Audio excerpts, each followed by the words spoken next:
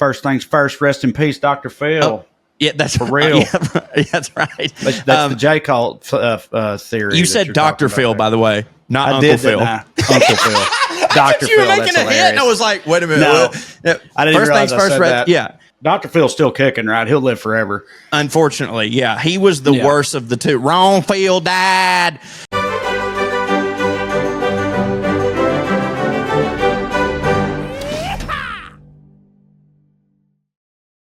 Whew, here we are.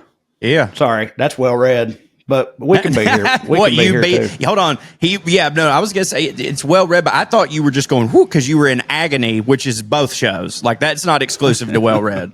I know what you've done. Don't try to hide it from the folks. You just slammed a bunch of Rangoons in your goddamn face before we recorded, didn't you? And then I had to run. Well, no, just. You got a show tonight? I would say it's almost worse. No, I've got. Oh, then I don't accept this. I was like, okay, normally I wouldn't say, Trae, I'd be like, Trae, be fucking professional. Don't slam a bunch of Rangoons when we have to perform for an audience here. But I was like, well, if he's got a show later, maybe he's trying to hit the window. But that ain't even it. You're just sorry. It wasn't Rangoons, but I don't know if this makes it better or worse. I did a hour-long Peloton boot camp workout, and I swear to God, I think I almost had a heat stroke. Well, you was hungry, Dan. That's fine. Like a legitimate heat stroke, because we're under a excessive heat advisory right now in Southern California, or at least in the Valley. It's like 97 degrees, and all my stuff is in my garage, but my garage ain't, it's outside. It's open. Like, there's no air conditioning or anything in there. And I don't know if you've ever legit overheated, but yeah, it's pretty scary. Yeah, I literally. I'm sorry. I hope you're okay. Out of my head. But by the way, you definitely need crab now, so people know, how hard I go. But really, I was thinking it would be such a shame for me to die of a heat stroke. Yeah, on a Peloton. Because I was working this hard out in the heat when I look the way that I do. Do you know? That's true, but I was also... it's so not worth it. Like, he clearly wasn't, getting the type of thing you need to get out of this to make it worth accidentally killing yourself over. Before Kim Cusado or any of our other doctor fans writes in and is concerned about me, it's fine. It wasn't that close. Dudes have heat strokes all the time. I've probably had some. It's fine. When you go hard, you're going to have a heat stroke. Then I went inside and I always make a protein shake. But the other thing, I just have bags of crab, but fake crab. Yeah. Oh, that's the shit. I think it's it's not koi. Not koi. It's what's the word? Cod. Cod. There's some cod in it, but there's another one too. Pollock. Fucking just whitefish. That's it. Pollock just for any me. kind of generic ass whitefish. They just chop it up and turn it into crab somehow. God bless the Chinese. I assume that was them. I don't know. It just feels like something they would have come up with. It's China. But but it might not have been. But anyway, no, it was China. Dude. And I just eat that out the bag with some crackers, basically, because it's got a lot of protein too. But then in the middle of us doing our ad reads, I got up and ran in the house and ran back out because you're clearly good.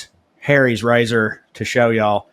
So I'm just out of sorts. I slammed all that crab in my mouth right before walking out here. Then 4 minutes later, had to get up and run back. And now I'm just out of sorts. But I didn't want to, I said, here we are. What were you going to say about that? You were like, I was like, no, here we are. Wait, that's Well Red's intro. And you started laughing. Is it like, I started laughing because I wasn't even, it was a delayed laugh. I was laughing from you going, whoo, because I knew that you had eaten the crab, but I didn't even know that you'd had a heat stroke. Also, I'm sitting here thinking about this, like, if, let's say, hypothetically, heaven is real and somehow Whiskey Bowl, whore-banging Papaw made it. Was that the same Papaw? That's two different Papaws. That's two. There's Whiskey Bowl Papaw, and then there's truck driving whore-banging Papaw, yeah. Who probably also drank bowls of whiskey, I'd say. He was a bush man, bush in a can. Okay. Either way, he let's put say him heaven the fuck away too. Let's say heaven is real, right? and the portals can open and our ancestors can look down upon us at any time, right? And you're fucking on the ground, you've had a heat stroke, and you're laying on the fucking ground, the ambulance is coming, they don't know it, but you're DOA, right?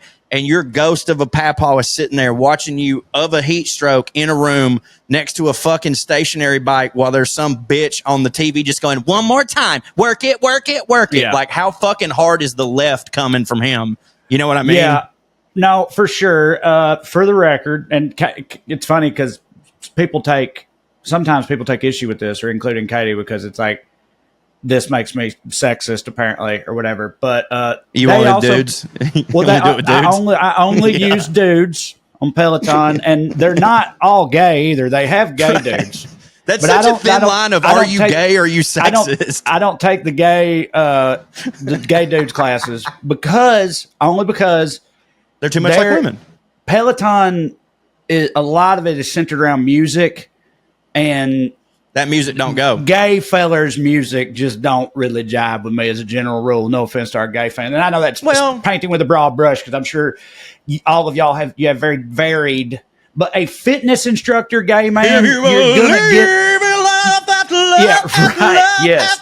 Dude, the most popular guy on there is this gay dude who, like, because he's so popular, I've taken a couple of his classes and I've looked at other ones, and he plays like he'll play Paris Hilton songs. Oh, come on, like, dude. I know. That's not a gay thing because gay people have good taste. He's just a bitch.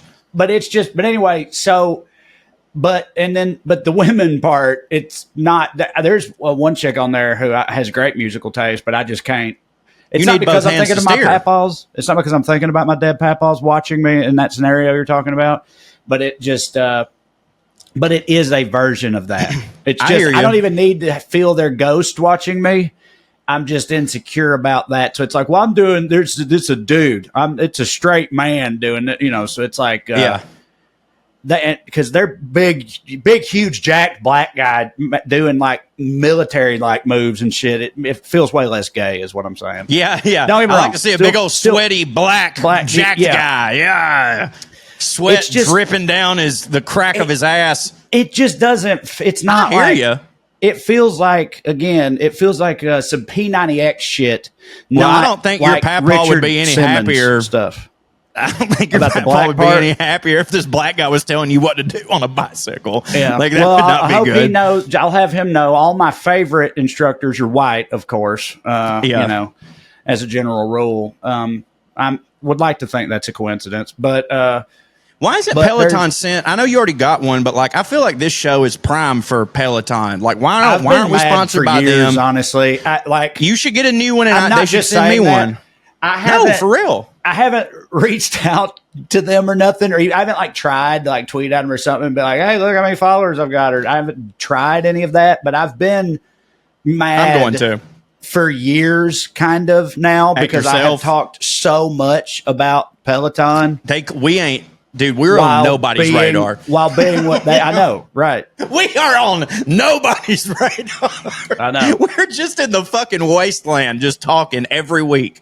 Well, it's also like, again, it's not like I've ever gotten ripped off of it. I feel like if I'd had a real transformation, right. They look at you and they're like, yeah, probably not the best. Really, I really think so. No, they probably haven't looked at me at all. But if they did, I think that's what would happen. Yeah. But anyway. What if they looked at who you used to be? Maybe. But I've been back there you've and hit back harder. again. Yeah, so many times. So many times I've been. Yeah. Speaking of which, look at this motherfucker right here, huh? Look at that fucking guy.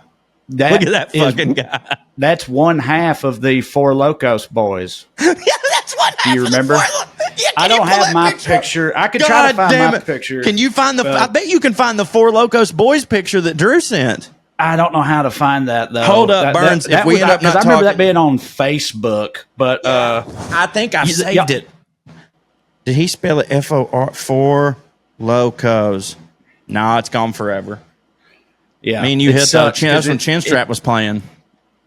It's me in a Chinstrap beard and an American Eagle polo shirt, sitting in Vince Young's locker, holding his helmet next to this fucking idiot right here. Which that's the two shirts. Bold Vince move. Young when we still thought that he was going to hit, you know? This was the year before that. Wait, no, I graduated. He was drafted in 2007, right? 6, I think. 6. So that was this year. No. Wait, yeah, 2006, because he, the 2005 college football season culminated with the early 2006 and championship game between his Texas and Reggie Bush's USC, right? And then he got drafted in spring of 06. Well, and I got these pictures taken. This is my senior picture. I graduated in 2006 because I know that because our senior prom, dude. I probably told you this. We were at this really nice hotel in Chattanooga having dinner. This is the first time I've ever taken ecstasy in my life, and I am outside of my motherfucking mind. Me and all my friends are, and like. While we're at this prom dinner, the NFL draft is going on, you know? And so like me and my buddies are all checking it out, but I'm sitting here trying to think like, how did we must have bribed a TV because we didn't have smartphones, you know? And we got fucking Vince Young and we got Lindell White. And bro, we fucking were jumping up on the tablecloth, white tablecloth tables, just fucking losing our fucking minds. We were like, dude, and like the Titans, we suck, but we'd flirted a couple times in that era, you know, with CJ and all that shit. It was it, dude. It was fucking it. And to think about what that became, and some people, when I text, I hope Jeff Fisher's family gets 9/11, and they're like, how could you feel that way? Like, what do you mean? What do you mean? You know what I mean? I do know what you mean. But I want to. There was something I was about to ask you, and I'm afraid I'm going to forget if I don't get into it right now. The cost, or perhaps the worth of fame, and not just fame, but at the highest level. I'm thinking of like a very personal person. Well, I'll try to make it clear. I want to ask you a hypothetical scenario, but it applies to a very real person that you might also guess. Would you, if you could know ahead of time that there was a thing you could do, like, you know, a podcast you could start or a character you could do or whatever, but a thing that you could do that would take you to the absolute pinnacle, like 2 nights at Madison Square Garden, sell out, like hosting Saturday Night Live, like where Shane Gillis is right now. Right. But you further know. It depends on the thing for sure. Okay. Well, if that thing was something that would then eventually make everyone turn on you, and not only do you fall off, but you're kind of reviled. Mencia?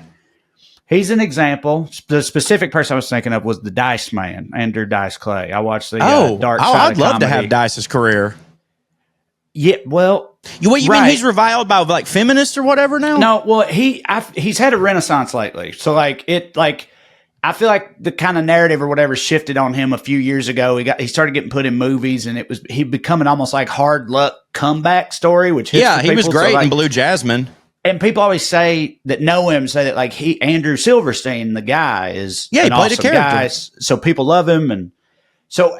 It doesn't apply to him anymore. But dude, right, it did. You're right, it did for a while. He went from Madison Square Garden and hosting Saturday Night Live to reviled, being blackballed from Hollywood, a running joke, and he could still sell tickets though, couldn't he? Not really. Not according. I literally just last night I watched a documentary about him, and according to that, no. I mean, he still kept doing comedy, but they said he was doing tiny little venues, and there was half full or less. Like he wasn't even selling out. Like I guess one nighters at clubs or something. I don't know how true that is, but like went to the peak, one of the hardest fall offs you'll ever see, and it's not just a regular. Right. I guess Milli Vanilli is kind of another Milli version Vanilli, of that. Sure. Yeah. But like, but he wasn't. It's important that part of it is like you're a pariah. It's not just yeah. Oh, that you're was a hated. weird thing. You're hated. That's not, you're hated. That was a weird thing that was popular. We've all moved on from that guy. We don't want anything to do with him Gallagher anymore. is probably another example. Right, but specifically that people are like, fuck this guy. Bad. Yeah, right. Yeah, exactly. Yeah. Like it's not just that you're not successful. People are glad that you have failed. Like, my answer is twofold. Take that trade off. My answer is twofold. All right, but it depends on the scenario, right? if this is a separate, if they're like, you can do this thing and that thing that I could do to get to that level is a completely separate thing from what I'm doing right now. And it's just like, hey, this is a cheat code to the fast life. Go do this thing. And no, I wouldn't do it. But if the same scenario, they were like, hey, Corey, the way you are right now, how you do everything, if you don't change that, people will eventually hate you for it and you'll be a pariah. Then I'd go, I guess they will then, because this is who I am. Well, that's, you know what I mean? Yeah, that's a very fair answer. I don't feel like that's what he did. Meaning, no, he was. I agree. The documentary went into how he was early on in his career. He was an impressionist. He did like Travolta and Jerry Lewis. But I think Dice Clay is a great artist, right? So, like but I'm saying, but it was a very. He was ahead of his time, man. Okay, all right. Well, let's get into all that because he was ahead of his time.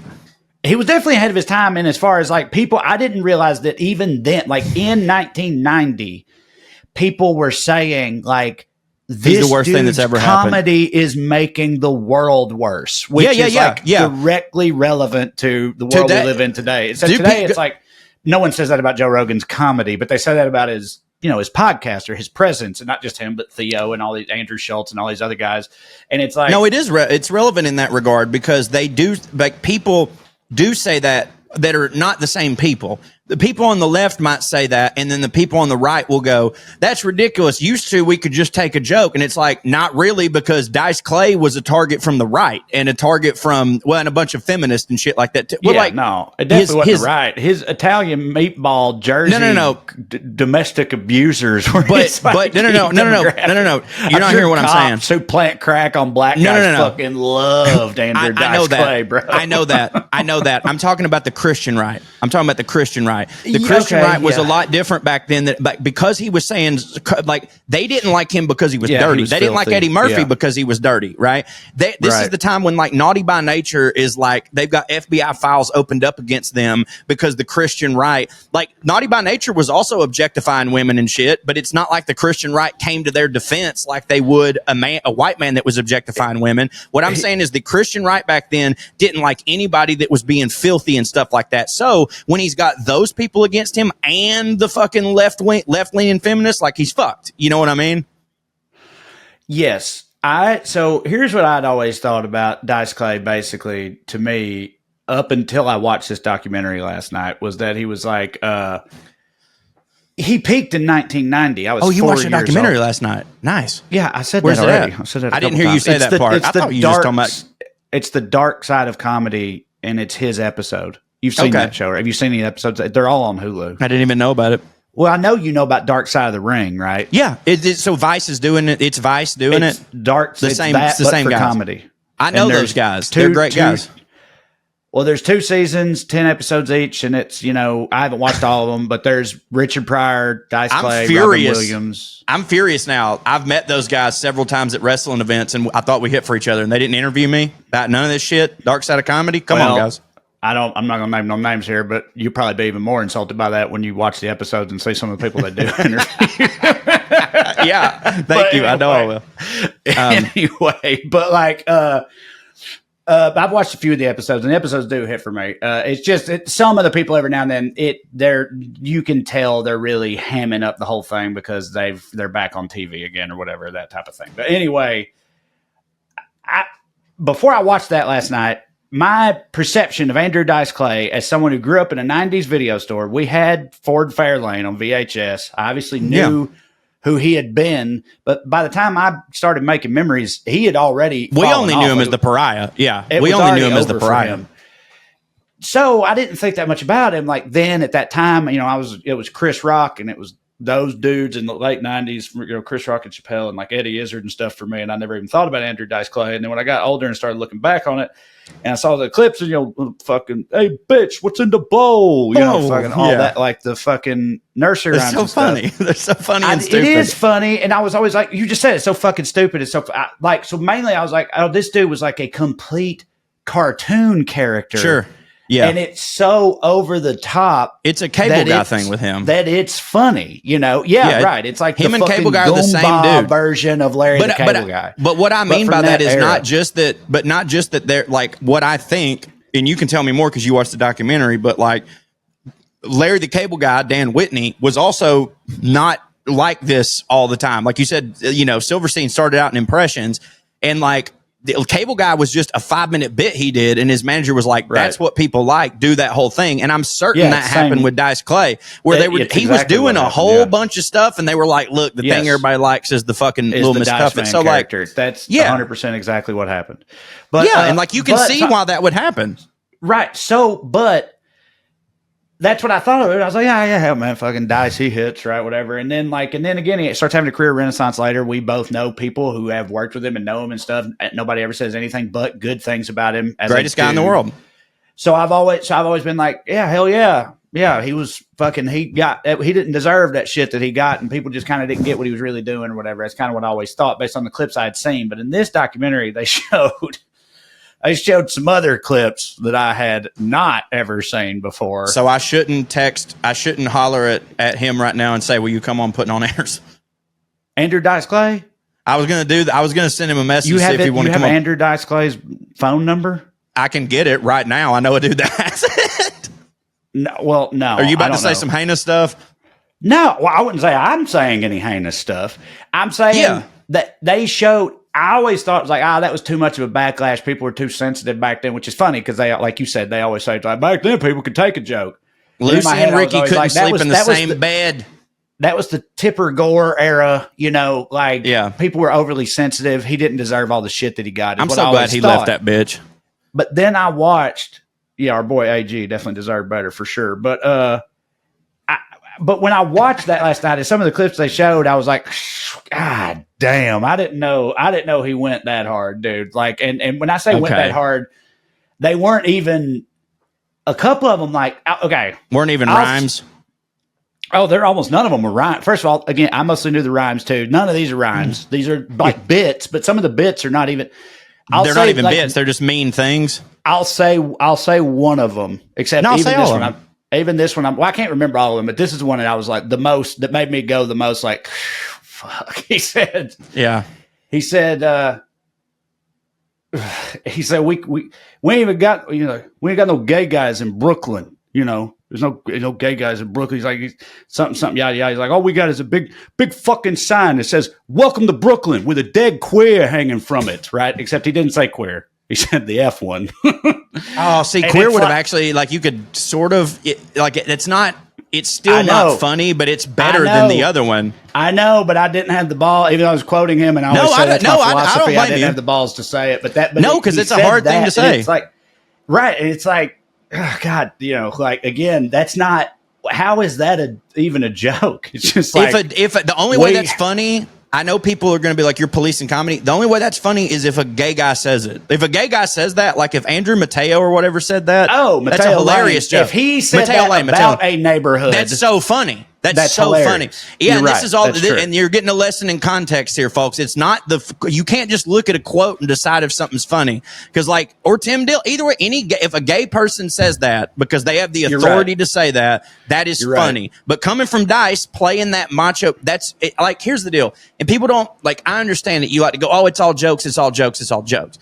Culture matters so much, and what we put out there on TV and everything matters so much. I seen a study where these fucking psychologists were talking about, they think millennials are better parents because the parents in the TV shows they were watching were better. The dads, right? They specifically think rest in peace, Dr. Phil. Oh, yeah, that's for real. Yeah, that's right. That's the J. Cult theory. You said Dr. Phil, by the way, not Uncle Phil. Uncle Phil. Dr. You were making a hit, and I was like, wait a minute. No, I didn't first realize things first. That. Yeah, but they were specifically talking about Uncle Phil. Uncle Phil. So Uncle Dr. Phil's a Phil's great example. Kicking, right? He'll live forever. Unfortunately, yeah, he was the worst of the two. Wrong Phil died. Yeah, you think that Adam Ray will hit harder or less hard when Dr. Phil? harder. It'll be the opposite of the Kennedy dude. What's his face?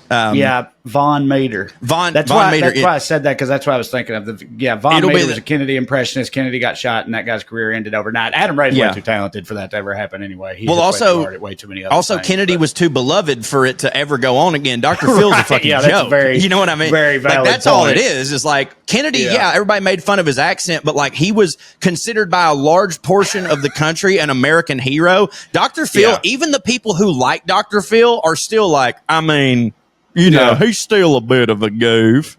Yeah. You're not a monster, Linda.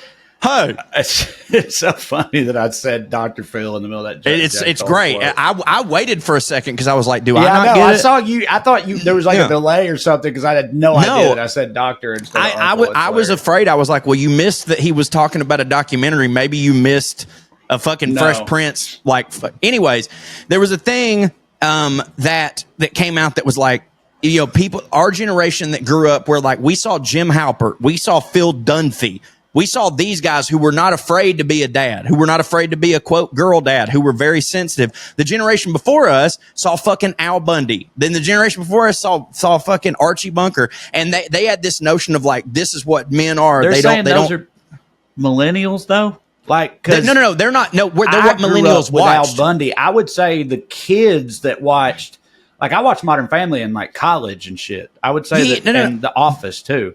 I'm saying that sounds more like Zoomers. The kids, when those shows were coming out, are like Zoomers, right? Not okay, but, like, you know, maybe I'm only thinking it from my aspect of, like, I didn't have a kid until I was 38 or whatever. So, like, I absolutely saw – maybe they were talking about Zoomers, but I just relate to it because I had a kid late. You know what I mean? Yeah, because you said Al Bundy, but, like, I grew up with Al Bundy. Me too. But, like, in my, like – college age years, when I would be thinking about when you're getting closer to having kids, there was the Jim Halpert, there was the Phil Dunphy, and you go like, oh, it's not that bad to be an emotional guy and to be a good dad or whatever. I said all that to say this.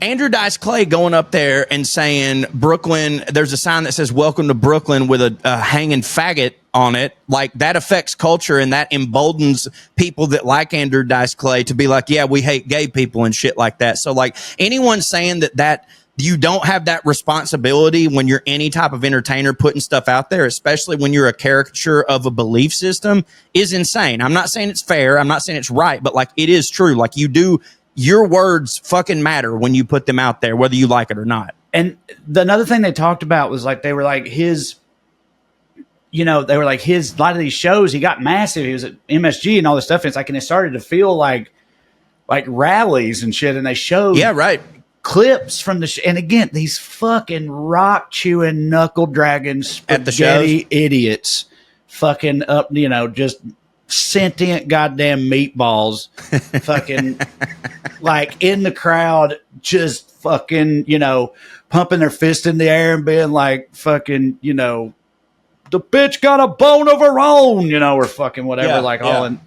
It was just like, I don't know. It kind of, I'll be honest, it felt sort of like a bit of a hit piece kind of in parts, and the documentary. Yeah. So maybe I just fell victim to that, but I'm saying like you're valid in your thoughts. I don't feel any differently about Andrew Dice Clay, the dude right now, the one that exists right now. It made me think like, oh, there was shit that I kind of didn't realize but none of the that height though of the Dice Man, like in the moment, like I'd never really. I mentioned that, you know. I mentioned what I said about like, you know, you have a responsibility as an artist to blah blah blah blah blah, but like also a lot of this is on the crowd, and you don't realize where the crowd is going to take you. Like because if you listen to him talk, I don't know how he said in this documentary, but I've heard him in other things talk about. He's like, I was always doing a satirical character. I was always doing a satirical character, right? And in that regard, if he really truthfully went into it like, I'm doing this to show how stupid this is, right? Then he has good intent. It's just like our friend Wheeler Walker, who the last episode he was on this show, he was like, I'm doing a satirical character, but I had to stop doing this song. Or no, dude, fucking Hayes Carl too, where Hayes is like, the song "She Left Me for Jesus." He's like, I stopped singing it because they were going too hard on the phrase Jews. So it's like it, and then on the dude, like, not to give well, I can't talk about the Audible thing you're doing, but the fucking plot of that is like, when you get big for this thing, do you stop doing it because, well, what? It's my fault that people are interpreting it the wrong way? No, it's not. Like when I do gerrymander, people will put, I can't believe this fucking, like they believe it's real. That's not my fault. I meant it as comedy, you know? Yeah, right. But yeah, but it's like you said, but like Ben / Wheeler and Hayes, you know, were both like, I mean, Wheeler's back to it now, I reckon, but like he quit for a while because he was still like, changed it up enough to where he's like, I can't do it like this. Yeah, but he stopped because he was like, these people are not like, I'm getting the wrong fans. They don't get what I'm doing, and I don't like what they're about, you know. Dude, and yeah, like Hayes, it was just that one song for him, but he had to stop playing it, or at least stop playing that one verse of it and shit because of the same type of thing. And so, like, dude, real talk. You know, you got to be, if people don't, if you can be pissed off. It's like people don't get what I'm really doing. And I know that's frustrating, but it is frustrating. They're still, people are still taking it that way. They're the way still that they right. are. So real talk. The other day I was opening for my buddy Gareth Reynolds, which everybody on this show knows because he's a dollop guy. He's been on this show. I've been on his show. Right. Mm-hmm. I was doing a guest spot for him because we're buddies. So Hilarious, I was hanging out in Chattanooga. Motherfucker. He's so funny. And I was doing a guest spot. And, of course, my whole goal, if I'm doing a guest spot, is just to make his life really hard. Go in there, murder, just fucking destroy, which I did, right? And I was just, I was doing shit like I always do and playing the fool and tongue-in-cheek, whatever, yada, yada. And I had this guy come up to me after the show. And we had a long, good conversation after this. But he said, hey, did you say you were going to be in Charlottesville next week? And I was like, yeah. He goes, they ain't going to like that shit you're saying on stage, you know? And I was like, no. And I was thinking, he was thinking like the whole city of Charlottesville was just Tiki Torch motherfuckers or whatever. Right. And I was like, what do you, no, dude, like what do you, I don't think that at all. And he goes, oh, dude, they're a bunch of fucking liberal fruitcakes there. Like, they're not going to like what you're saying. And like, it washed over me. I was like, dude, am I giving the impression off that I'm not, you know what I mean? Like, I was being funny but I thought I was being tongue in cheek about this stuff and like whatever, but like, oh, maybe if it's not completely my audience, they don't know that about me, you know? Were you on Well Read recently when I was talking to Drew about it? I think it was a week that you missed maybe, but like, it was definitely Well Read, not this show. So I'll just say it because I hadn't even thought about this, but yeah, like the movie script that I wrote, most recently that I've had people read and stuff is like not me. You haven't given it to me at all, so thanks. I'm pretty sure I gave it to you. You just didn't read it like months ago. Actually, you're right. You did. Yeah. Anyway, I gave I'll it to read it later. Like Mark I'll read didn't it read later. it either. It's fine. Like it. No, I'll read it later. I want to. It doesn't bother me at all when my friends don't read it. But re-forward it to me. You know, I was probably drunk when you sent it. Giving someone fucking homework. No, but I want to read it. You probably just sent it when I was drunk or hungover, and I forgot about it. Send it to me. I will read it fucking tonight. Trey, I'll read it fucking tonight. You just reminded me. I'm former guest. Tell me I won't. Allie Clayton. I love her. I love her too. She wrote a script, and you just reminded me. I'm supposed to be reading. I need to read it. And she didn't fucking send it to me. What the fuck? Anyway, that script is about the main character is basically a fake Kyle Rittenhouse, pretty much. The other characters are takes off of like Andrew Tate, the fucking the Vice guy, the original Vice guy, the Proud Boys dude. Gavin McInnes or whatever. He was the OG. He was at Vice? He was a co-founder of Vice. I didn't know that. Him and the other main guy co-founded Vice. He left relatively early on and started like the Proud Boys and shoved dildos up his butt on stream and stuff to prove he wasn't gay or something. I don't know. But anyway, those are the protagonists of the movie. It's all, obviously it's fake versions of them. And the whole entire point of the movie is making fun of them and how stupid they all are. Right. Right. And in my head, like when I wrote it and when I got done writing it, I was like, I asked myself the question a couple times. I was like, there's no way anyone could ever misinterpret this. They could. As these guys are just the stars of this movie because these guys hit or whatever. They could. Like that anyone would miss the satire in this and would think that I'm just making a movie glorifying Proud Boy douchebag alpha males or whatever. Like, no way. Yeah, but it's true. I had it read by a bunch of people, like all of whom were like, "Oh, it was great. It was very funny." Obviously, we're not going to make that, but you know, if you got something else you want to talk about, or actually, do you know Shane Gillis? He's funny. You should write something for Shane Gillis, like that type of shit. I do have a good idea for Shane Gillis right now that I want us to do. But one guy though, like I heard through my manager, I'm glad this didn't happen on an actual meeting with him. But he said that he was like, I know what we should do to try to get this thing made. We need to pay, take it to Ben Shapiro's people. That's exactly that's what he said. He was like, we should partner. We should take it to the Daily Wire over there. And maybe Matt Walsh would want to direct it. Right. Dude, like do that. I was like, he's joking, right? Like he's doing a bit or something. And they're like, no. And I realized, I was like, the only way to interpret that is that this dude read that script with no sense of irony, did not get that it was satire or a joke at all the whole time. And again, I would not. And when I realized that, I felt like real bad. The thing is just a script that just behind the scenes people have read. It's not available publicly and it's not getting made. So it's like, but that still made me feel bad. I was like, the idea that anyone would think. I'm not hiding the ball that good, like enough, Or I'm hiding the ball too good. No, I'm hiding the ball too much. Too good. Yeah, right. Too good. I mean, most people totally got it. It was just that one guy, but still that one guy, though.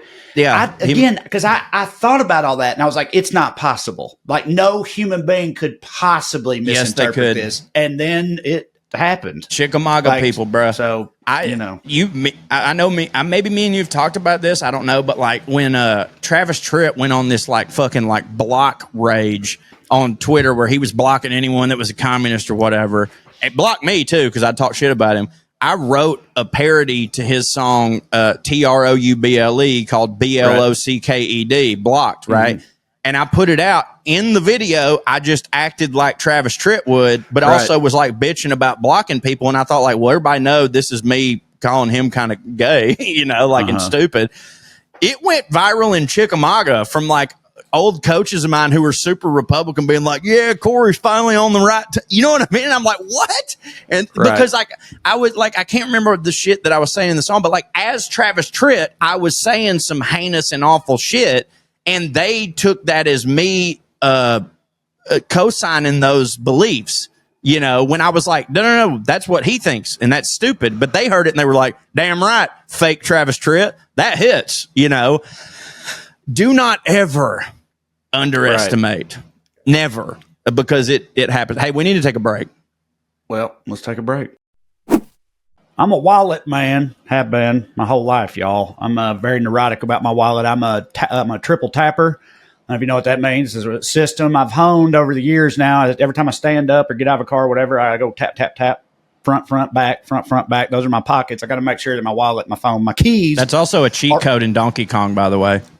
Yes, that makes sense. But I got to make sure everything's where it's supposed to be because I care about that sort of thing. But my poor old wallet, I'd had it since high school. It was one of them old leather hulking, just mounds of old rotty stuff. It didn't hit anymore. And it also, I think it's messed my back up for making me sit leaned over to the side because it's been so fat for so long. Anyway, just kidding. But it was past time to get a new wallet. And that's what I want to tell you about this week's sponsor, Ridge. Ridge, they don't just make wallets. They make hitting wallets. They're really, I'm a future lover. At least I always thought I would be till the future arrived and it kind of don't hit. But I like things that are styled after the future. I like futuristic, cool looking stuff like this. Look, this is a Ridge wallet right here. You see how it's all chromed out and blinging and stuff. And it looks like something RoboCop would use. That hits for me. Way better than the old dated leather trifold that I had before. They do a lot of other stuff at Ridge too, and they bring that sort of aesthetic and that type of care and joie de vivre to everything they do there. They make amazing wallets, luggage, premium everyday gear, and more. But if that ain't enough to get you in on it, you listen up. They're doing their legendary sweepstakes for the 5th time right now. It's happening right now.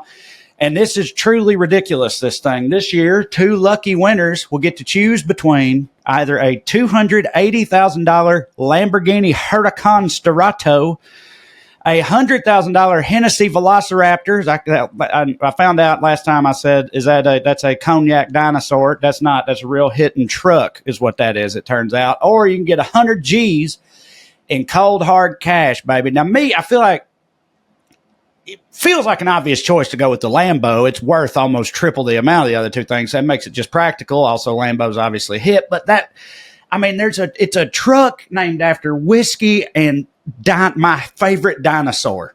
Like that's real hard for me. Real hard. Velociraptor is definitely, my favorite dinosaur. Yeah. And Hennessy hits for me too. So that's pretty hard for me to walk away from. I have to admit, it's just calling my name. It's kind of tailor made for people like me, except people like me who hit and can afford things like that hit that hard. But you can too if you win Ridge's sweepstakes. There's only 1,500 Lambo Storados that exist in the world, and Ridge is giving you a chance to own one of them right now. The Lambo that we're talking about is the world's first off-road supercar. It's a naturally aspirated V10 and has 610 horsepower. The Hennessy Velociraptor has an insane 558 horsepower twin turbo. It's like an American muscle car put into a truck. What more can I say to illustrate how hard this thing hits? There's no reason not to enter this sweepstakes because you can get into it completely for free at ridge.com. So why not take a shot? What do you stand to lose? If you want to boost your odds, every dollar you do spend on Ridge's site gets you one additional entry into the sweepstakes. You can grab one of their wallets, a power bank, a phone case, whatever you need, and rack up those entries. I'm a big fan. So if you're ready to upgrade your wallet and who knows, maybe your ride as well for a limited time only, head to ridge.com and use the code POA at checkout for 10% off your order and a chance to win Ridge's biggest sweepstakes ever. A Lamborghini Huracan Storato, a Hennessy Velociraptor, or $100,000 in cash. No purchase necessary to enter, but every dollar you spend does get you more entries. That's ridge.com and use the code POA. After you purchase, they will ask you where you heard about them. Please support our show and tell them that POA sent you. Ridge, holler at it. Guys, enter the room dick first. Why wouldn't you? BlueChew ain't just a tablet, baby. It's a cheat code for your crotch. And we all want those cheat codes for your crotch. Go left, down, up. There goes your wiener, up a butt. You know what I'm saying? Stronger, harder, longer lasting, like someone gave you downstairs a pep talk. Get in there, boy! Can he play? That's right. Screaming at your wiener. Taking some blue pills. They taste so good. They're the original brand offering chewable tablets for better sex. Okay. A lot of people always ask me, they're like, Corey, does BlueChew even work? And I say, shit, makes my fucking dick harder than soup left in the refrigerator. You know what I'm saying? This shit works so good that Trae just knocked over something with his wiener and had to leave the room. Okay. It's phenomenal. I've been using it for like 8 years. You know, they've been sponsors for 8 years. I've been using it for 8 years. That's how that works. But it's great. That's why I keep getting it. And it's not like you have to have a problem with your ding dong. I tell people all the time, ain't nothing wrong with my ding dong. I just want a little of that Barry Bonds. You know what I mean? Pow. I want to turn them pop-ups into home runs, baby. And it's not just about performance. It's about a legacy. Okay. It is about having your first impression be a good one, because that's how it is in the dating world. Like, you go out there, I'm not saying you have to throw a perfect game, but like, you can't walk the first three coming up to the plate. You know what I'm saying?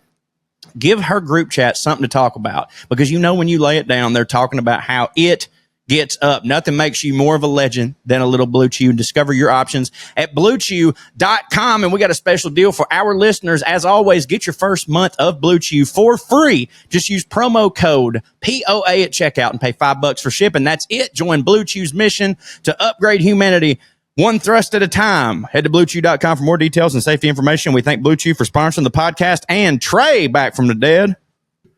Get your new dick. Why wouldn't you?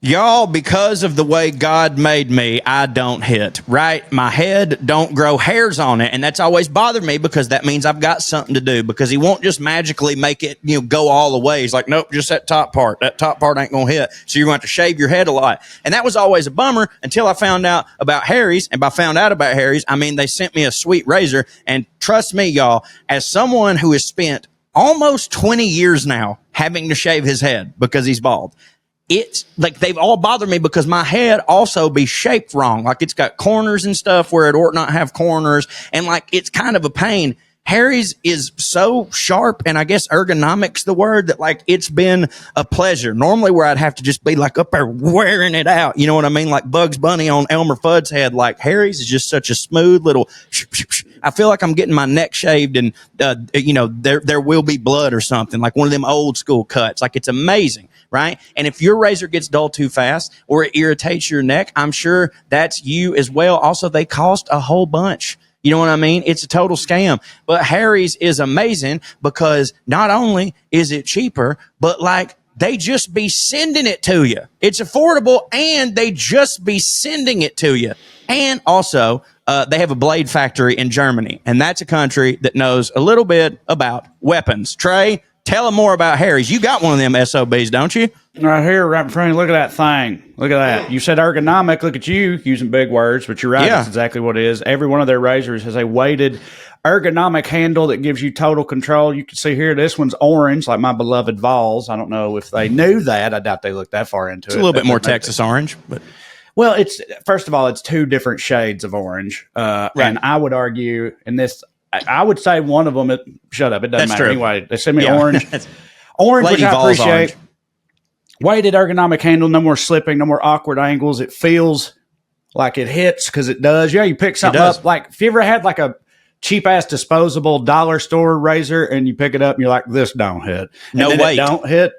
Mm-hmm. This feels like it hits because it does. I don't know how else to put it. Look at this. See how it goes back like that? You see the little, you see these German engineered sharp ass blades on there, and then they got this little strip of skin good on the top of it. That's German skin good. Authentic German skin good on the strip up top that like goodifies your neck skin and your head skin as you're shaving. Wunderbar.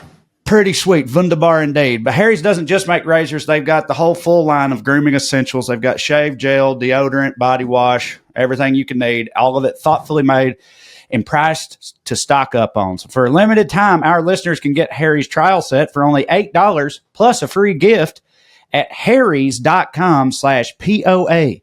Just head over to harrys.com/POA to receive our exclusive discount. After you purchase, they will ask you where you heard about them. Please support the show and tell them POA sent you. One last time, that's a trial set for $8 and a free gift when you go to HARRY_S.com, harrys.com/POA. There you go. Hey, boy. All right, and we're back. Joe, do you know who, or do you remember who Clara Peller is? Clara Peller. Clara 100% guarantee you do know who she is. Right. You just probably don't Clara know Peller. Because I didn't either. I feel like people are dated by their last names. Like, I don't know many Pellers running around now. So Clara Peller, especially the name Clara, I immediately think of a woman from the Gilded Age. Someone from 1880 to 1911. Was she born in that range? Was she alive in that range? She was born in 1902. Okay. All right. So that Clara Peller, I can tell, I can give you at least 40 years of when they were born. Clara Peller. She's born in 1902, which means that she could have been 5 years old on the Titanic. Or no, excuse me. She could have been 10 years old on the Titanic. The Titanic sank in 1912. My papaw was born in 1907. That's where I got the original 5 years from. So she could be 10 years old on the Titanic. I don't think that was it. Obviously, she would be coming into her prominence during the Great Depression. So she could have been the wife of a stock market man that lost it all. And then she, as a strong woman, had to pick up the family from her bootstraps. And this could be that type of story. Or she could have been a Rosie the Riveter type. Maybe she was, go ahead, tell me. Am I in the ball field? No. As soon as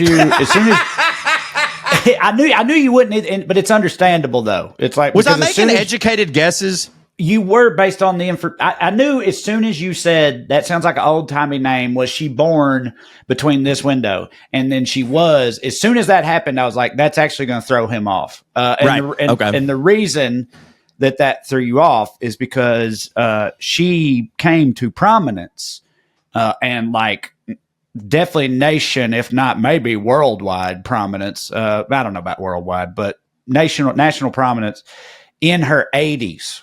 Okay. Okay. So she would have been in her 80s in the late 70s, early 80s, correct? She was born in 1902, which means she turned 80 in 1982. Okay, 1982. Okay, she was an old lady then. Was she a sex therapist? No, that's a lot of times old women. Dr. Ruth is the OG. Dr. Ruth is the main one. Boy, I used to be I'd be laying up at night watching whatever, and I'd click on something, and she'd just be like, "The labia is what the men should be licking. It should be between their ears at all times of the day." And I'm like, "Bitch, what?" I know. I always thought her as a thing was wild as hell. So wild. It's like because of it's not just part of it is the it's because she was so unattractive. Well, but when did she first become a big thing? Because like I just wouldn't have thought that version of society would have been on board with. I know, I agree. They only were because she was old. They only were because she was old. If she was like in her 30s talking about that shit, they'd have been like, this fucking whore. But she was old, and they were like, let her on here. You know? Yeah, I guess that's part of what made it nifty to people. I don't know, but anyway. Do not avoid the menstruation. Lean into the menstruation. She'd say some fucked up shit, dude. So in 1984, there was a, I'm going to misrepresent this purposefully a little bit. There was a fast food restaurant named Big Bun. Okay. Big Bun. On January 10th, 1984, 3 elderly ladies entered a Big Bun and ordered a hamburger from them. And it came out on, you'll never believe this, a real big bun. Okay. They opened the bun. Yeah, so far so good. I mean, truth in advertising. Yeah. But they open up the big bun, and the hamburger itself is like where's the beef? Where's the beef lady? Fuck yeah! I knew it. Fuck yeah! All right, that's pretty good. She's the where's the beef lady? Yes. And frankly, one of them, where is the beef? One of them in the middle of the 3 ladies, who happened to be 82-year-old Clara Peller, turned towards the camera and in outrage demanded, "Where's the beef? Where's the beef? Hey, where's the beef? Where is the beef?"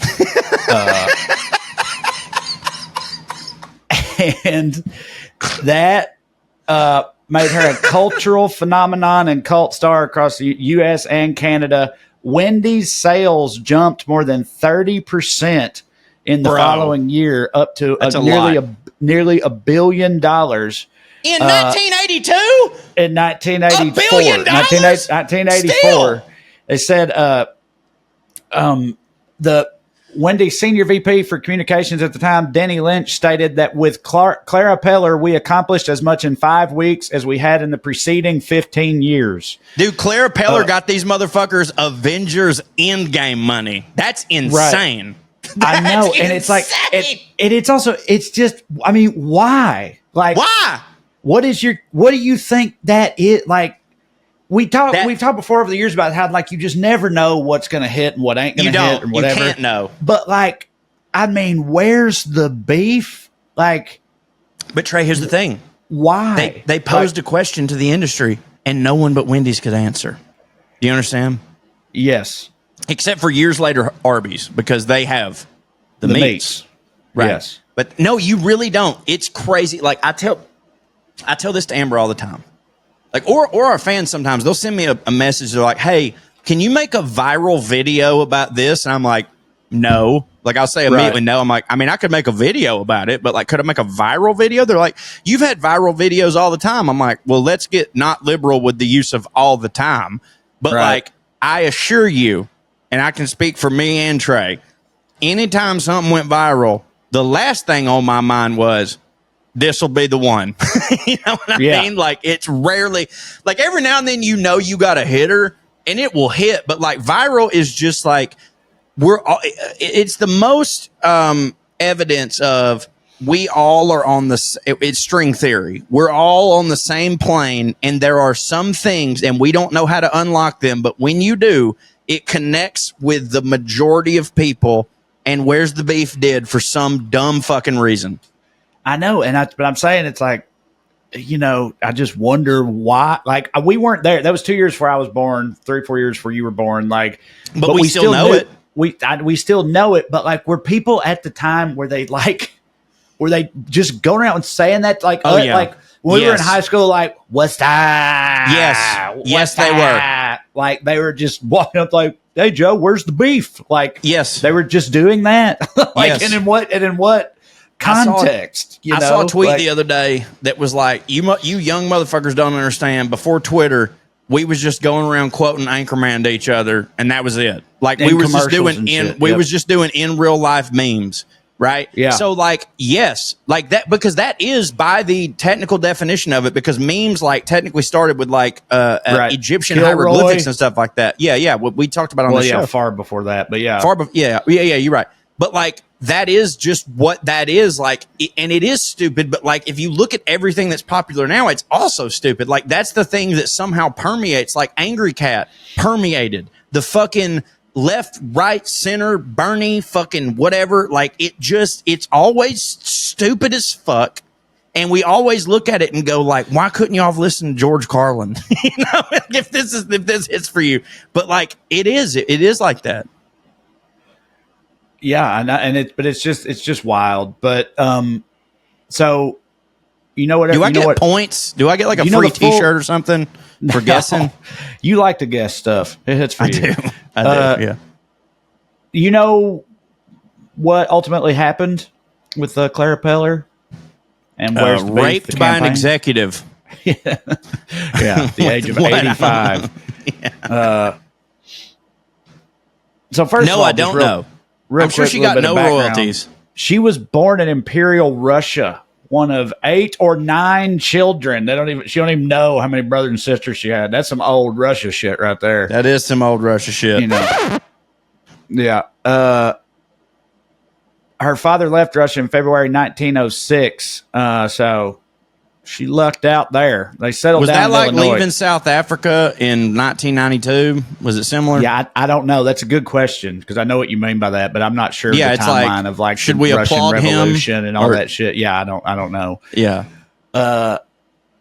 But she worked for 35 years as a manicurist at a Chicago beauty salon. Get them French tips, bitch. At the age of 80, she was hired as a temporary manicurist for a television commercial set in a Chicago barbershop. This is all from her Wikipedia page, by the way. Impressed by her no-nonsense manners and unique voice, the agency later asked her to sign a contract as an actress for the commercial agency. Though hard of hearing and suffering from emphysema, which limited her ability to speak long lines of dialogue, she just beat all the hell out of every game, hardly talk. So where's the beef's the only words she said all day? Yeah, she has a 3-word maximum. But despite that, she quickly was being used in a number of TV spot advertisements. She first attracted attention as a comical cleaning lady in an advertisement for the new Massachusetts state lottery game Megabucks. And then she was hired to do the Wendy's commercial. Says, where's the beef? It becomes a cultural phenomenon. The sales, all that stuff. But it didn't actually last all that long, which is nothing I didn't know. I knew Where's Beef was a huge thing in the 80s. I didn't know, how long it lasted. But it looks like they made those. They did a revamp for a Super Bowl.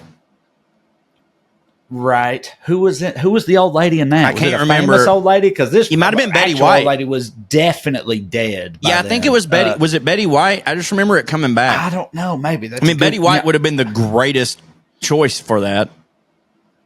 But she made SAG scale wages for the initial. So $1,500 a day for $300 a day for the first ad, right? But once it took off and it became huge, she got like a little bit of leverage, but it says she made $30,000 from the first 2 commercials and profits from product tie-in sales. Wendy's claimed later they had paid her a total of $500,000 for all her work. Dave Thomas should be killed. He should be killed. She always denied that she got that much. She said they didn't. That right, she didn't I'm even sure, get that much. Dude, bro. Do you know this is different because she was an actress that already had an agent or whatever? But like, do you know how much fucking Flo probably makes on Progressive Insurance? It's Milana Weintraub. Is she the AT&T? AT&T teacher. Is she the one with comedian? Is she the one with the? She's a stand-up. Okay. I believe. Did she come from like UCB or something? Because she seems like a UCB person. I don't know. Before pre-hit, I was hosting at Zany's one night, a showcase like on a Wednesday night at Zany's, and she was going to Bonnaroo that weekend and came to Zany's to do a spot. And so this was she real hot? 2004. Oh, insane! But yeah, dude, she's nuts hot. Yeah, she had a friend with her as another lady comic who was no shade. This is more about the second girl than it is about her, but who was even hotter and funnier. They were both hilarious and gorgeous. But yeah. That makes sense. Like most comics, like we do audition for that dumb shit. Like I had I had an audition for a Buffalo Wild to be the Buffalo in Buffalo Wild Wings commercials. Like if you've seen them, and this is actually one of the first times I got a call back for like a voice thing. So like I really thought I was going to get it. You know, isn't that Will Arnett now? Yeah, and I'm like, they didn't audition him. Right, that's what I'm saying. Like it's Will Arnett. It's because a lot of times they've got they wanted to push him into doing it. Like we got somebody else. Yeah. Or it's just a fallback plan. But they always wanted Will Arnett, and they're like, if we can't make a deal with him, we need to have somebody lined up to do it. Yes, if that exactly. Through. So, and I got a call back, and I fucking murdered it. Matter of fact, I'm about to go take his commercials and put my audio, which I still have, over it. Now, don't get me wrong, Will Arnett is way better than me. But it's one of those classic things, and you know this very well, where I realized I didn't get the gig when I saw the gig happen. You know, like I was just like watching football, and I was like, why do I know them words? Oh, right. I didn't get it. You know. So she didn't, according to her, she didn't make all that much money, and they were in the middle of them, but it was huge. They were going to keep making more. Straight from her Wikipedia, per the terms of her SAG union contract, she was free to participate in any commercials for other products, goods, or services as long as they did not directly compete with Wendy's hamburgers. Well, that's normal. So she signed up to do a commercial for Prego pasta. You know, Prego pasta, or not pasta, pasta sauce. Prego pasta sauce. It's a Prego. Yeah, right. In the Prego commercial, Clara Peller examines the Prego sauce, and after wondering aloud, "Where's the beef?" then declares, "I found it. I found the beef." Yeah, you can't do that, in this Prego sauce. You can't do that. After the Prego commercial aired on TV in 1985, Wendy's management decided to terminate her contract, contending that the Prego commercial implies, quote, this is from their statement, that Clara found the beef at somewhere other than Wendy's. I mean, can you deny that that's true? In announcing the dismissal, Wendy's Denny Lunch stated, quote, Clara can find the beef only in one place, and that is Wendy's. She said at the time, I've made them millions of dollars, and they just don't appreciate me. Now, so that's true? Two things can be true here. I'm about to say, I think they were both right. They are. Instance. Two things can be true. She should have been paid more by Wendy's. However, I've signed a lot of no-compete clauses. You know, most of them it never matters because I was never somewhere else to compete. You know what I mean? But like, yeah, dude, that's exactly what a no compete is for. Like, you're using the commercial from Wendy's recognition for this, so like that's liable. But like, again, like that sucks because you know that it wasn't her. That wasn't her idea. Somebody else told her to do that shit, and she was like, "Right on, I'll do that." Yeah. I'm old. I can't talk. But also, you know what? I don't give a fuck because she wasn't ever trying to hit. She just stumbled into hitting. So sometimes when you stumble into hitting. Stumbling into hitting at the age of 82, bro. I know. I hope I do. I pray that I do. Manners. Yeah, but I'm trying to stumble into it now. Like if I stumble into it at 82, that'd be great. But like my point is like she wasn't like. Now she just gets to go back to the life that she was already living that she'd never dreamed she would not have. So like that's whatever. But Wendy should have paid her more because I mean, you know, I believe that people should own the means to production in a certain regard. So you know, but again, we said they were both right. She said, you know, I made them millions of dollars. They clearly don't appreciate me. After they terminated her contract and thus concluded the Where's the Beef campaign, Wendy's restaurants entered a 2-year sales slump. Good. Right. Denny Lynch, the person I just quoted a minute ago, the Wendy's executive, later admitted that Wendy's brand did not recover from firing the Where's the Beef lady for a full 5 years, which, do you want to guess what ended it and brought them back to hitting? 5 years after they fired her, so that would have been 1990. Okay. 1990. Okay, so let me bring you back. All right, 1990. We got Wendy's. This is in the foil wrapper edition of Wendy's. This is in the yellow carton of French fries Wendy's. This is the hitness Wendy's. Somehow that Dave spicy chicken tasted so much better out of that goddamn foil, right? So 1990 would have had to been when Dave himself started doing shit, because that's when I remember it. Yeah, there's Dave himself. That's exactly what happened. 2 for 2, bitch! And 2 for fucking 2!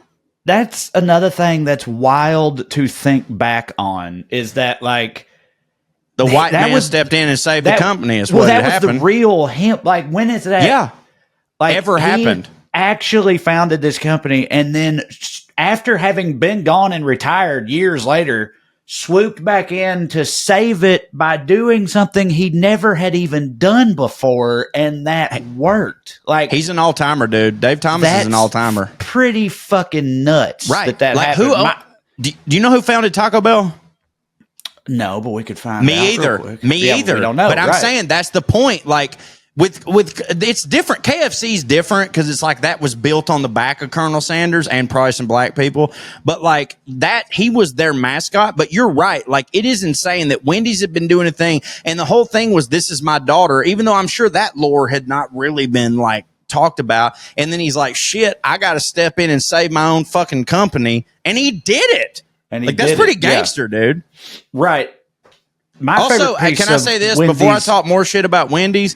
Some of my best friends franchise a Wendy's, and it is a wonderful restaurant, and I get free Frosties all the time. And I will, so please do not clip any of the shit talking I've done out. I think they're A-okay. You ain't said a single thing bad about Wendy's, I don't think. I didn't think so either. I was just making sure. All I was going to say is, my favorite piece, tell me if you remember this, because I'm not reading this. I don't have this in front of me. I'm pulling this from memory. As I recall, after Dave Thomas finally aged out and got too old, right? Or maybe even he died. I'm not sure if he died doing the job. He died in 2000. I wouldn't say he died in 2010. Look it up. After that, I'll look it up. No, I got it right here. I've got his Wikipedia page right in front of me. 2002, off by 8 years. Shit, man! I was off by 8 years. 69 years old too. I definitely damn. In 2000, boy, that boy hit a lick. Yeah, for sure. Boy, he hit a lick early, didn't he? That means 12 years before that means he was 57 when he started doing the ads. That's about what I thought. But he had been left, but he'd already been gone from the company. He opened his first restaurant his first Wendy's in 1969 when he was 37 years old. 37 years old. Dude, bro, I'm 38 right now. I ain't done nothing. I ain't done shit. This man is a fucking god.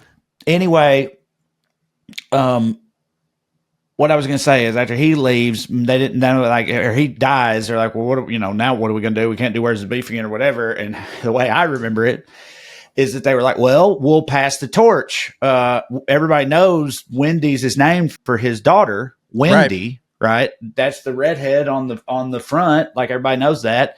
They loved him in these commercials. He'll pass the torch to the actual Wendy.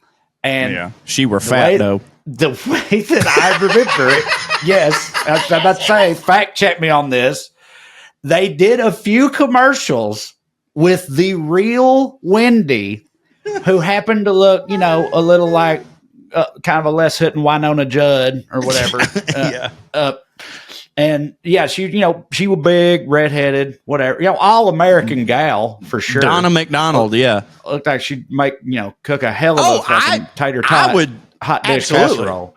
I would not kick her out of bed, but the American public are different than me. But she was big in that. So they did, like, I feel like they did 2 or 3 commercials with actual fat Wendy. Yeah. And then it so wild. They were like, bring in that bitch from the office. Exactly. They like made the decision to be like, well, we'll keep Wendy in here, but can we get like a hot chick to say she's Wendy? And like, is that bitch from Mad Men doing anything? Right, exactly, dude.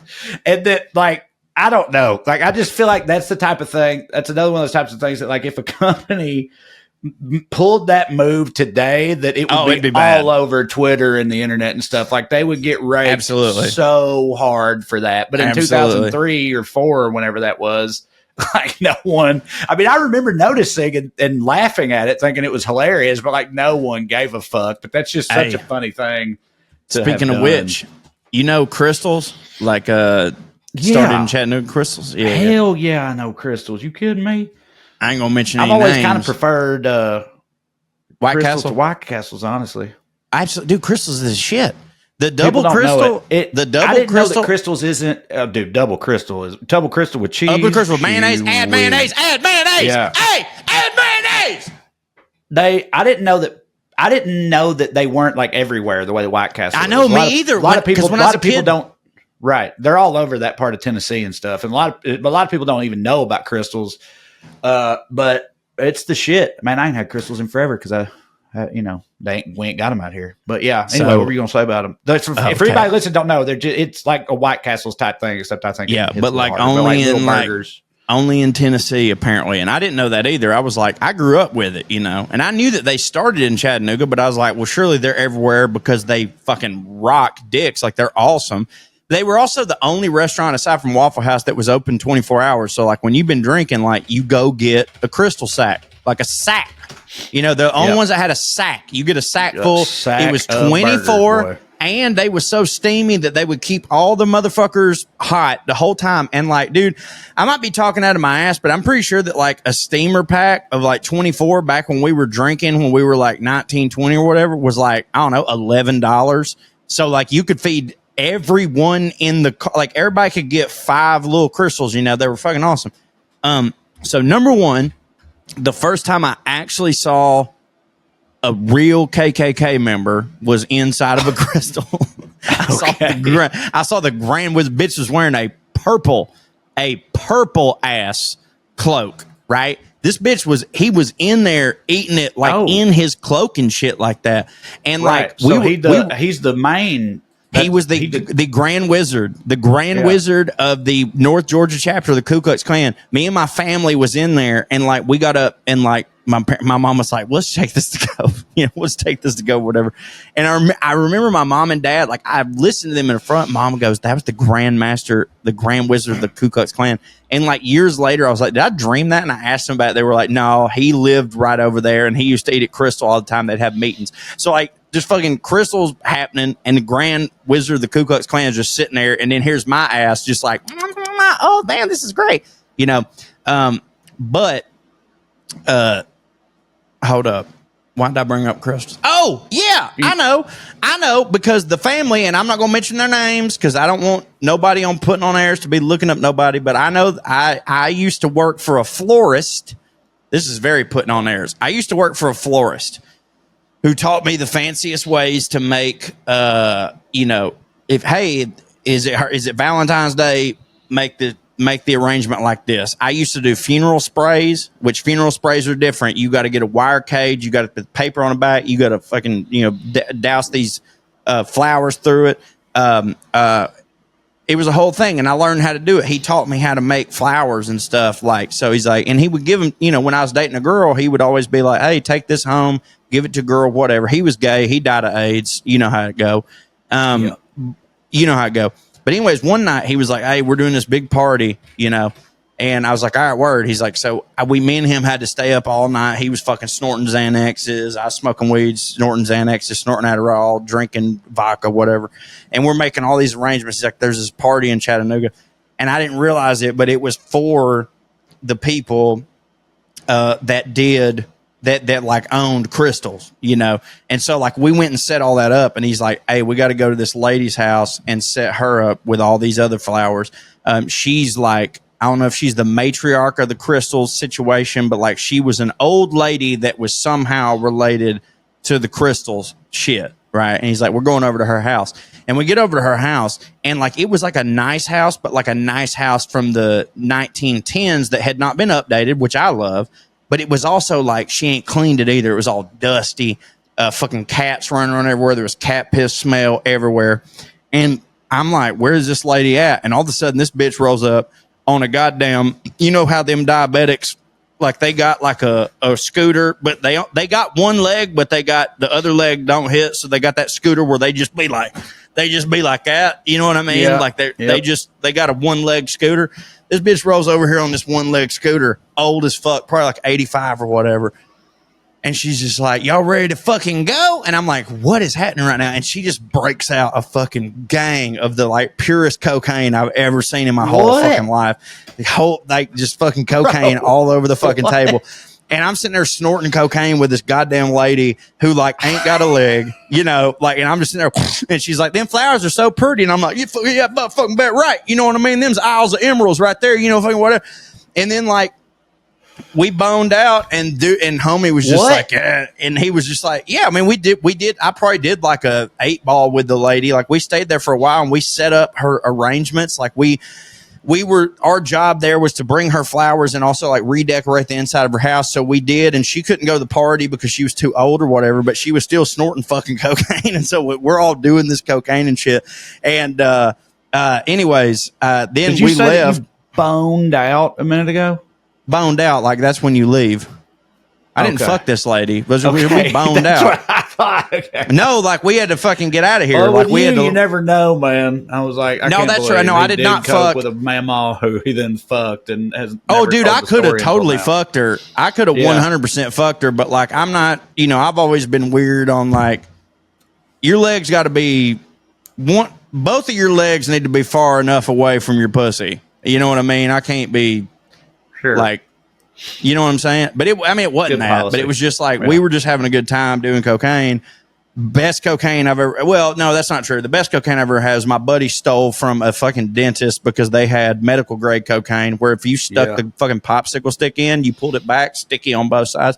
But we just did cocaine with this fucking old lady. And I was like, who the fuck was that? And he's like, she's got something to do with the crystals.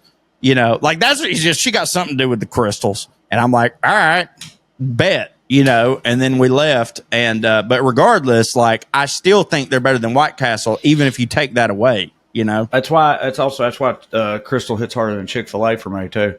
So hard. They let sinners just doing a bunch of fucking church shit or whatever. Fucking Crystal's got cocaine mammals at the top of the ranks. I looked it up. Pretty much every southern state has crystals. There's only one in all of Texas and none in Oklahoma, but every other southern state has at least one. Alabama's got 42, Tennessee's got 70, Georgia has 93. So Georgia, well, they hit real hard, leads the nation in crystal locations. But anyway, yeah. Well, I mean, I have a couple other things on my list, but I don't think I want to get into. We can open up with them because we're. Right, that's what I'm saying. I'd rather save them because we're getting close to the end of the episode anyway, so I'd rather not start a new one right now. I totally understand that. Do you have a... I have airmail. Yeah, that. So this is from, I said last week that I was like, I'll get to Kim Casado later because she sent like a link, you know.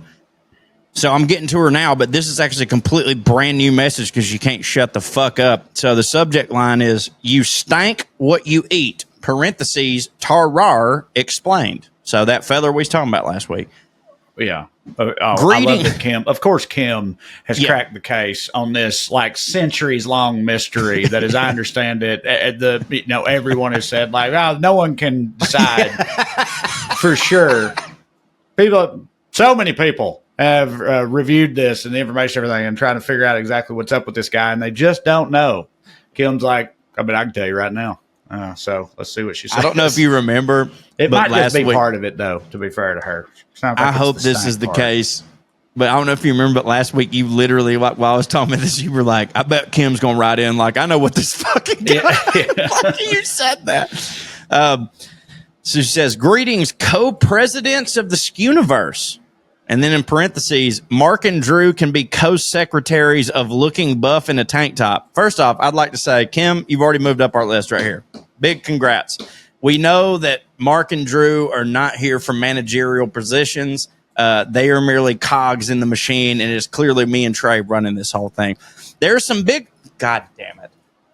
There's some big words here, Corey, so read this before you air it and call me if needed so you don't fall prey to pronunciation mishaps. The best part of that is the fact that you so clearly had not read it beforehand, which I don't blame. I wouldn't either. I would not have either. But like that really made that land even harder just now. Anyway. Fucking fart cunt. Now I'm so excited for these fucking words. Of course.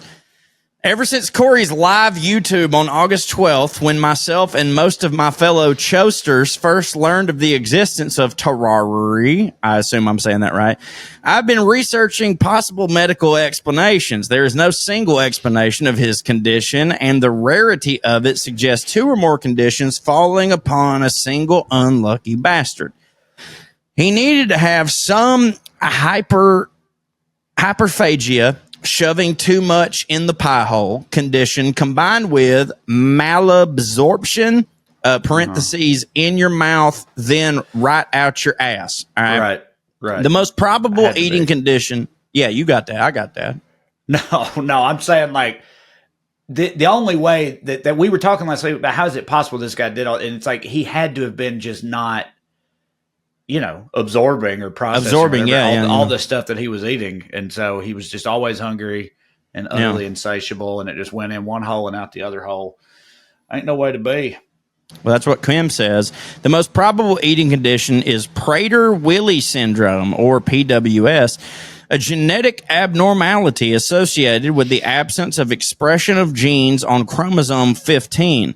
It is a hypothalamic. Boy, this bitch was right. There's so many big words here. It's a hypothalamic disorder, and most also have growth hormone or GH deficiency, the opposite of Andre the Giant's condition, which was acromegaly. I knew that because of wrestling, a condition due to a tumor that produced too much GH. Manifestations of PWS occur very early in life, and in addition to being associated with an insatiable appetite and severe early onset obesity, these kids often have hypothyroidism, hypogonadism, tiny ass balls and dicks, come on bitch, diabetes and weak bones. Since Tarar was rail thin, he had to have a malabsorptive issue as well, the most common being celiac disease, aka gluten enteropathy. This is not the condition where spoiled rich white ladies think that walking by a bakery and smelling the bread makes them dizzy and nauseated and gives them brain fog because they are just so gluten sensitive. Parentheses, I've heard these complaints from patients. Them bitches is just bonkers, but rather an immunologic disease that results in the small bowel lining sloughing off when exposed to gluten. Parentheses, protein found in wheat, barley, and rye.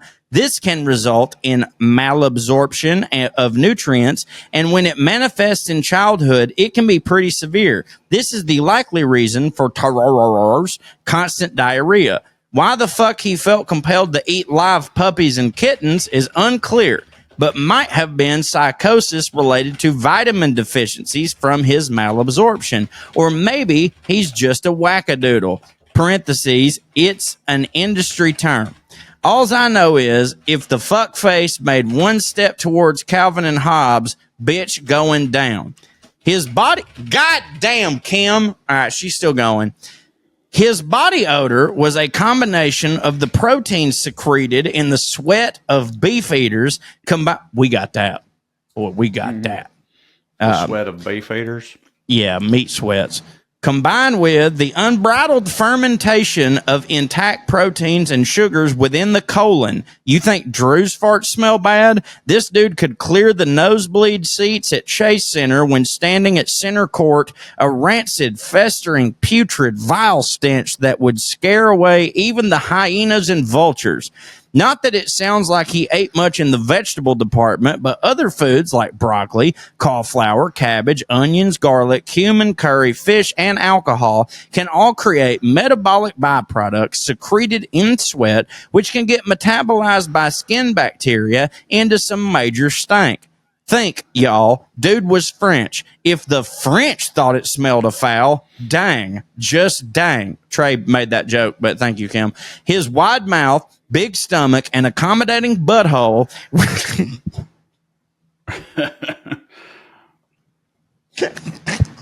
His accommodating butthole were were most probably just manifestations of his eating habits beginning in childhood. His body adapted to shoveling everything he could lay his hands on down his gullet. Not sure why he had a compulsion to eat pocket watches and golden forks, but likely the same psychosis discussed above.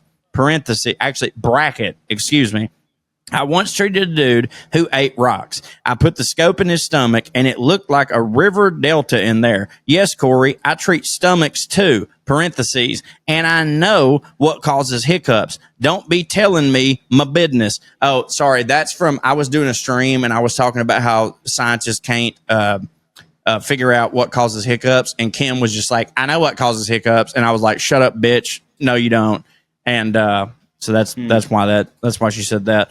These early physical adaptations made it easy to deep throat a box containing military secrets and then shit it out. I think that covers everything. Sorry for the long email. Parentheses. No, I ain't really. Love y'all. Dr. Poop Medicine Woman, aka Secretary of Health and Human Digestion of the Skuniverse. P.S. Don't forget my email about Hello Kitty not actually being a kitty due to some twisted ass Japanese fuckery. I will forget that, but that's interesting. So there you go. I mean, that's Jesus. Yeah. You got anything to say about that? No, I mean, I feel like we offered it along the way. I will say, I started off being like, oh, of course Kim's cracked it or whatever, but it's funny. It's funny that I'm saying this about an actual doctor, when I have no dude, training. She don't know shit. But I'm like, but, does make sense what she said. I know I made fun of her like she wouldn't know shit, but I saw some other people, when we was talking about and stuff, I was getting on Reddit and shit about that guy, and there were people saying, I saw other people saying that Prater Willie thing that she brought up. And then still other people being like, well, it can't be Prater Willie because Prater Willie makes you fat as fuck. And he was real skinny. And so her being like, well, it almost had to be a combination. So it's that combined with some malabsorption disorder where he couldn't absorb the shit he kept shoveling into his stupid fucking face. But so, yeah, it makes sense to me. I just think that Kim is like the David Foster Wallace of ass stuff. Like she just says a bunch of shit just to fill a book, and it don't really make sense. And like we believe it because me and you are stupid, but I think if you dig deeper, Kim is wrong. Okay.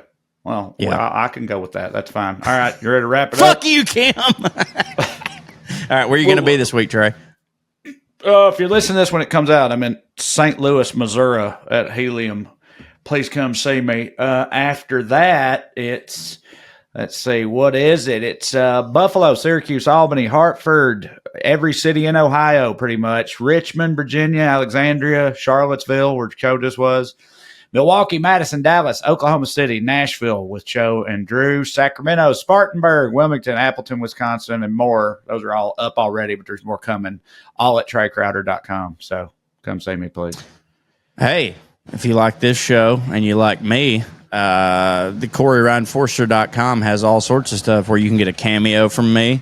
I'll say stuff to you, happy birthday, all that good stuff, or tell your friends they're stupid dick bags. On CoreyRyanForster.com, there's also a link to go to my Hero, where I'm doing this cool podcast called Public Domain Sleepy Time Theater, where I read you to sleep. Right down this season, we're on Mark Twain's The Adventures of Tom Sawyer, but also Public Domain Theater. The sleepy time will always be the me trying to get you to sleep, but Public Domain Theater is we're branching out and we're doing a Civil War thing, right? And so I'm about to upload the pilot for the new Civil War situation that we're doing, where I explain all the things I know about the Civil War, and we're going to learn it together. We're going to take public domain Civil War books that we find from the Gutenberg Library and read those, which are going to help me make these episodes. But you get the behind the scenes stuff there on my Hero.